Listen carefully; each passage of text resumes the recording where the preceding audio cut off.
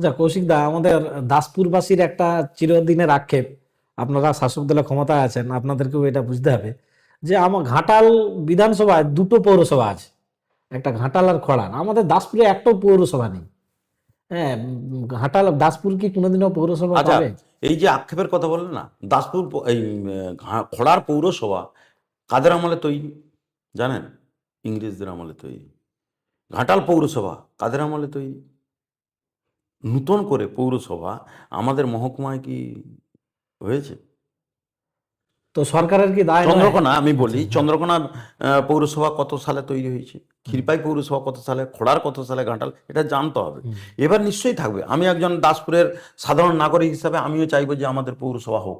এ দাবি আমাদের অনেক দিনে। আমরা যে 34 বছর মার্ক্সবাদী কমিউনিস্ট পার্টি এই ব্যাপারে কোনো উদ্যোগ গ্রহণ করেনি, হুম। বরং আমরা ক্ষমতায় আসার পর আমরা দপ্তরে জানিয়েছি, আমাদের দপ্তর থেকে বিভিন্নভাবে চেষ্টা করা হচ্ছে, মানে আমাদের লোকাল এলাকা থেকে যাতে পৌরসভা হয়। নিশ্চয়ই সরকার তার ভাবনা চিন্তা করছে, সরকার ভাববে। হয়তো আজকে হয়নি, আগামী দিনে হতে পারে। ঘাটাল মাস্টার প্ল্যান 50 বছর 60 বছর পরেও হয়নি, আজকে শুরু হয়েছে। দেখবেন হয়তো পৌরসভা একদিন, যে প্রশ্ন আজকে করছেন, হয়তো পৌরসভা হয়তো দাসপুর পাবে।